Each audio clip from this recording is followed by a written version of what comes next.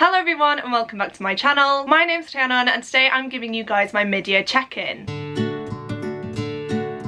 This is coming to you very late and I am really sorry about that. I've just been way too busy and I had other videos that needed to go up before this one, but I really hope you don't mind that I've only just managed to get around to filming this. I'm actually going to start this off by mentioning my Goodreads goal. So my current goal for the year is 50 books. However, I've already read 44, so 4 more books and I will have hit my goal for the year. So now I'm definitely debating raising that to 100. Saying that though, I know I'm going to be busy up until Christmas. I have got a teaching job at a school, but it's not with one set class. I do move around quite a bit and so I feel like there's going to be a lot of stuff I need to keep on top of. Maybe I'll up it to 70 books and then I won't feel too bad. I definitely think 70 is manageable for me and that way then I'm making sure that I don't have to put too much pressure on myself to read, which is what I've been doing at the start of the year and it made me go into a 2-month slump. So I think I'm going to up my goal to around 70 like I said, and hopefully that will work out well for me. So this video does have a different name, however recently it was pointed out to me that the name it goes by is quite ableist, and so to make sure that nobody feels uncomfortable on my channel, I've gone for the title Mid-Year Book Check-In. The questions, however, are the same. I do have them all listed on my notes on my phone, just because I'm the most forgetful person ever. Question number 1 is best book you've read so far in 2021. For this one, I've decided to mention a series rather than a single book, and that one is the Tawny Man trilogy by Robin Hobb, the first book being Fool's Errand. I cannot tell you guys how much I love this series, and to be honest, all of Robin Hobb's series. So this is the 3rd trilogy in Robin Hobb's Realm of the Elderling series. I am currently reading these books as part of Elderling Along, which is hosted by Becca from Becca and the Books, as part of her book club Catch Up Book Club. We have been reading one of these for every 2 months, and I think we've been doing so for about 1.5 years now. This year though, we finally moved on to the Tawny Man trilogy. I can't tell you anything about this trilogy unfortunately because it does spoil the first trilogy in this world, but we are back with some familiar characters, we're in a familiar setting, but obviously there are different threats and the stakes are even higher than they were before. I don't think I mentioned actually, but this is an adult high fantasy book. It's a very character-driven book, but it's also very political as well, which I really do enjoy. I'm really not that interested in politics in real life, but in books, you bet I'm drawn in. I have only read the first 2 books in this trilogy so far, so I have got 1 more to go and I'm actually terrified to dive into it, but at the same time, I can't wait. This is fastly becoming one of my all-time favourite series, worlds, whatever you want to call it, and I'm so glad that I was able to start this trilogy this year. Question number 2 is best sequel you've read so far in 2021, and to be honest guys, this was difficult because I haven't really read that many sequels this year, hardly any to be honest with you. So the one I've actually gone for is Crown of Midnight by Sarah J Maas. I started rereading these books at the start of the year, however I only made it up to this book. Don't ask me why, I think I just got carried away with reading other things, but I do plan on reading Heir of Fire very soon and I do want to finish out the Throne of Glass series this year. Right, let's just wait for Kiwi to stop interrupting me, shall we? She's being a nightmare at the minute, but I'm home alone with her so I have to make do. There we go, she can just sit on me here for a bit. The dog content you didn't know you needed. But yes, this is the 2nd book in the Throne of Glass series by Sarah J Maas. It's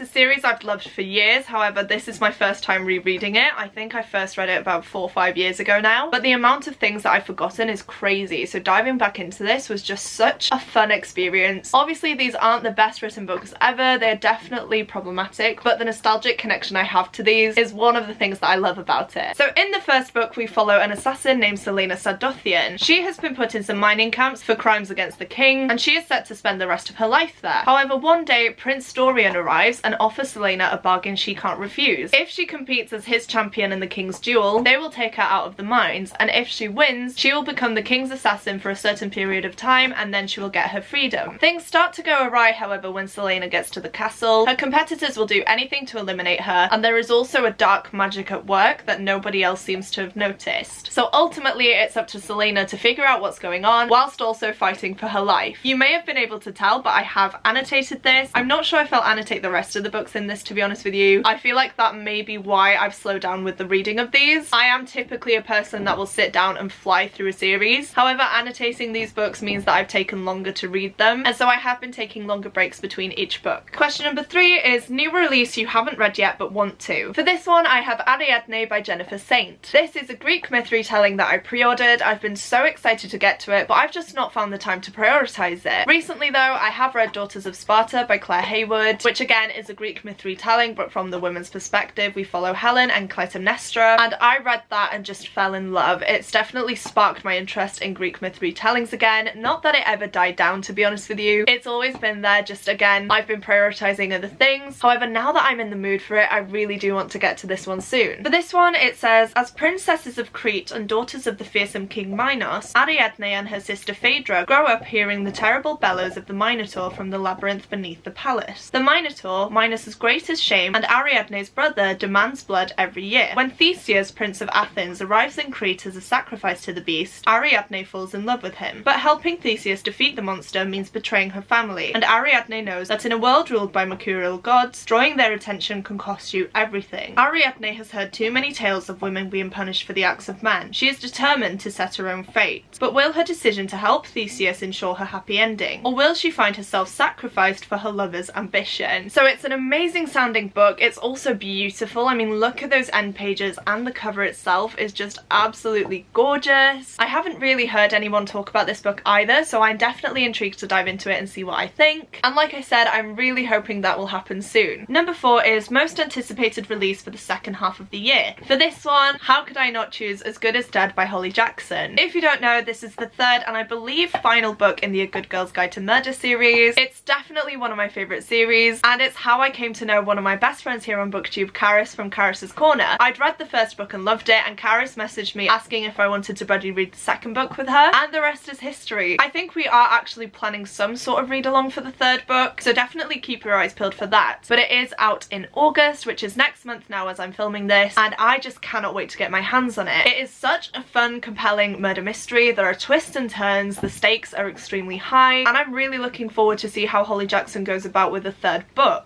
Number 5 is Biggest Disappointment, and for that one I have to go for Even the Darker Stars by Heather Fawcett. Unfortunately, I don't have this book to show you guys because I have unhauled it. I gave this one 2 stars, really didn't like it, and I'd gone into it with such high expectations, so it was definitely my biggest disappointment. So this book is a YA polar fantasy. It has magical elements in it such as animal companions and dragons, and it is also a survival story because the main plot of this book is that our main character has to climb the most difficult mountain that exists in this world or something like that. I honestly can't even remember now. And the main reason I didn't like this book is that it was very convenient. Our characters would be put in a situation and then all of a sudden they managed to get out of it. There wasn't any consequence to that. There wasn't much work done figuring it out. Something just happened that was very convenient and meant that our characters could carry on with their journey. Another thing was the romance. It was very insta-lovey. I feel like it really did not need to happen, but I did see it coming a mile away. It wasn't convincing. There wasn't much build up to it, and I feel like it was just thrown in there to say that there was a romance in this book rather than doing something to alter the plot or to move the plot forward. I do have a weekly vlog up on my channel where I read this book, so I will try to make sure I leave it linked down below for you guys, and possibly my wrap up as well, just because it's been a couple of months now since I read that book, and obviously my thoughts are very fresh during those videos. So if you do want to know why I didn't enjoy this book, I will leave those linked in the description box for you. Number 6 is Biggest Surprise. This one was easy for me, and the book I've chosen is Verity by Colleen Hoover. Colleen Hoover is an author that I never thought I'd read from. However, a few of my BookTube friends were hyping up this book, and when I saw it on Kindle Unlimited, I decided to give it a go. This book, you guys, is crazy. It's so dark and twisted that you cannot help but continue on reading. And I'm just gonna find the synopsis for it because obviously I don't have a physical copy yet. I did read it on my Kindle, and I do want to buy myself a copy of it, but it is so expensive, which is such a shame. So I'm holding out on that for now, but I do want to own it eventually and reread it one day. So on Goodreads it says, Loan Ashley is a struggling writer on the brink of financial ruin when she accepts the job offer of a lifetime. Jeremy Crawford, husband of best-selling author Verity Crawford, has hired Loan to complete the remaining books in a successful series his injured wife is unable to finish. Loan arrives at the Crawford home ready to sort through years of Verity's notes and outlines, hoping to find enough material to get her started. What Loan doesn't expect to uncover in the chaotic office is an unfinished autobiography Verity never intended for anyone to read. Page after page of bone-chilling admissions, including Verity's recollection of what really happened the day her daughter died. Loan decides to keep the manuscript hidden from Jeremy, knowing its contents would devastate the already grieving father. But as Loan's feelings for Jeremy begin to intensify, she recognises all the ways she could benefit if he were to read his wife's words. After all, no matter how devoted Jeremy is to his injured wife, a truth this horrifying would make it impossible for him to continue to love her. And I've just seen I've given it 4 stars on Goodreads, but I might up that to a 5 because I have not been able to stop thinking about this book since I read it. I have mentioned this earlier, but I will just say now, this book is extremely dark and twisted. So if you're not too keen or comfortable with that, definitely don't read this book. I myself found it hard to read certain passages of it because it genuinely did make my skin crawl. I felt a bit ill, but if you persevere with it, the ending just makes everything come together and you finally see why this has happened the way it's happened. That's all I'm gonna say for that one though. I feel like it is better to just dive in not expecting anything. Definitely a wild ride, but I promise you it's worth it. Number 7 is favourite new author, debut or new to you. For this one I've gone for Maggie O'Farrell. This book was highly recommended to me by Rebecca from Rebecca Books, and even though I'd say it's not usually my typical type of book, something about it just intrigued me, and so I decided to pick it up and give it a go. And guys, I fell in love with this book. In this one we follow William Shakespeare's son Hamnet and the lives of him and his family during the Black Plague. I don't personally want to say more than that just because I feel like if you know more it's a spoiler. Obviously this is historical, so if you know the history of Shakespeare and his family you might know what happens in this book, but again for this one I would say it's better to dive into it not really knowing anything. That way it definitely packs more of an emotional punch because you connect to all these characters on such a deep level. So if you couldn't tell, I absolutely love this book. I gave it 5 out of 5 stars, and Maggie O'Farrell is definitely a new favourite author of mine. I cannot wait to read more of her works, and if you guys haven't read this book already I would highly recommend you do so. Question 8 is newest fictional crush, and to be honest with you guys I'm going to skip this. I'm typically someone who doesn't get book crushes, so it's quite pointless for me to answer that, so I'm just going to move on to question 9, and that is newest favourite character. For this I've gone for Amari from Amari and the Night Brothers by B.B. Alston. This is another one I absolutely loved. I picked it up on a whim after hearing Gav from How to Train Your Gavin talk about this book, and I genuinely could not put it down. This book is a new favourite of mine. It's such an amazing middle grade, and like I keep saying with these books, I would highly recommend you guys pick this up if you haven't already. In this one we follow our main character Amari, and one day her older brother Quentin disappears. Amari is desperate to find her brother, and one day a case is delivered to her seemingly from Quentin. When she opens that though, she finds out that she's been invited to take part in a trial for the Bureau of Supernatural Affairs, where she soon finds out that creatures such as mermaids, aliens, and magicians are real. Amari is obviously thrown into this world that she knows nothing about, and she has to compete against kids who have lived their whole lives in this world. But if she doesn't compete and do well, she might never find out what happened to her brother. This is such an important book that deals with race especially. B.B. Alston is a black author, Amari is a black character in a predominantly white setting, and even though I personally cannot speak on the representation, whilst reading it I felt like this book, like I said, was extremely powerful and definitely brought up some issues that need addressing. So if you want a fun, powerful, supernatural middle grade, I would highly recommend this book. I absolutely loved it and I think every single person should read it. Number 10 is a book that made you cry. Are we surprised, guys? There is literally a vlog of me reading this where I burst into tears at the end.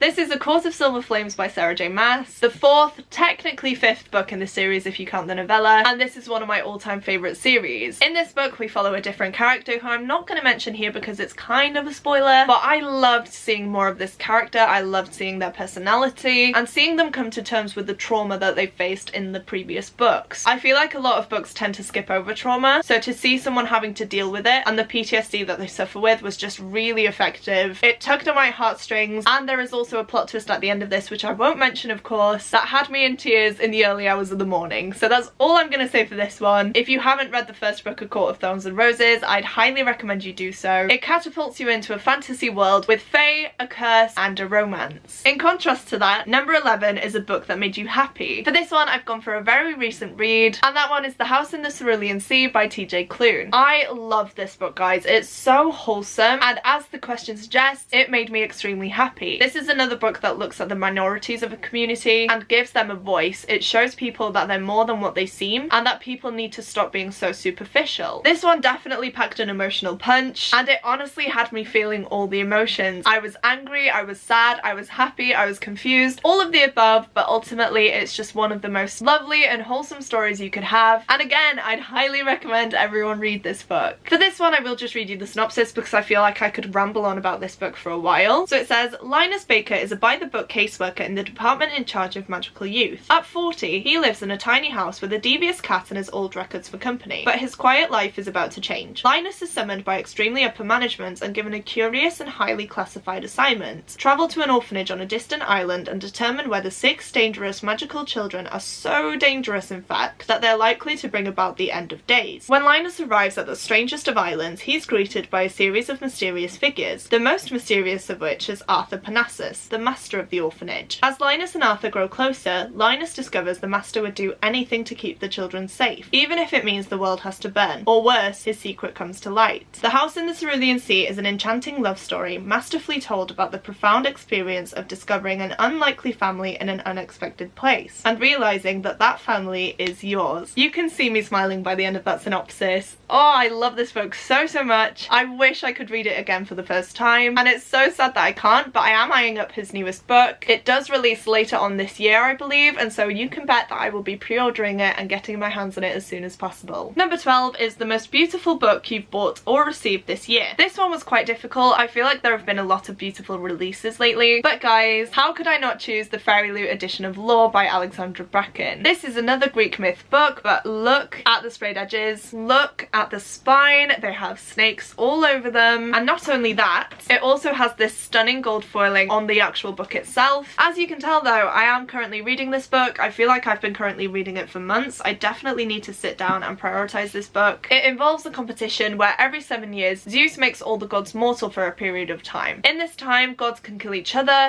people can kill gods and ascend to being a god themselves, and it's just all around chaos basically. Our main character has managed to escape this world, however one day when Athena turns up gravely wounded at her doorstep, Lore is thrust back into the Aegon, which is this competition, where she is trying to kill her mortal enemy as revenge for him killing her family. This is definitely not a Greek myth retelling. It takes elements from the different myths and puts them into a modern day setting, which is definitely fun, but I feel like that's what threw me off for this book, and I feel like that's why I'm still in the middle of it, is because I thought it was a Greek myth retelling, and it's not. It's just an interpretation of the myths. And you'll be happy to know that we've made it to the final question, and that one is, what books do you need to read by the end of the year? Honestly, I feel like that is such a broad one. I could sit here all day and list them off for you guys, so I'm just gonna say everything that's currently on my TBR, which is a lot of books. I definitely need to go through my shelves though and prioritize some books. I need to unhaul some books as well, and I feel like after doing that it will be easier for me to see which books I want to focus on for the second half of the year. As of now though, I've just been picking books off at random and reading them when I feel like it, which has definitely helped me in my reading. However, I would like some sort of structure back to it. I definitely need to sit down and research into which books are coming out later on in the year. I've just fallen way behind on keeping up with new releases, and so I honestly don't know what's coming out. And that is it for today's video, guys. If you've made it this far, please do leave some snake emojis down in the comments for me. A bit random, I know, but Lore, the last book I showed you, like I said, had a few snakes on it, so I think that's a pretty fun emoji to let me know that you're here. As well as that, I think it will be interesting for you to leave your favourite book of the year so far and your least favourite book in the comments as well. Only if you want to, you definitely don't have to, but I think it would be interesting to see people's responses, and I'd definitely love to research into those books. Whilst you're down in the comments, please don't forget to click the like button if you like this video, and the subscribe button if you'd like to see more content from me. Speaking of more content, I have recently launched my Patreon, where you can get exclusive behind the scenes content, access to live reading sprints and live shows, as well as a monthly book club, early access to videos, and a lot more too. So if that sounds like something you're interested in and you want to support me further, I will have my Patreon link down below for you guys, so click that link and it will take you to my page, and there you can see which tier you'd like to join. But apart from that, I am going to leave this video here. Thank you so much for watching. It truly does mean the world to me, and I will see you soon in my next video. Goodbye!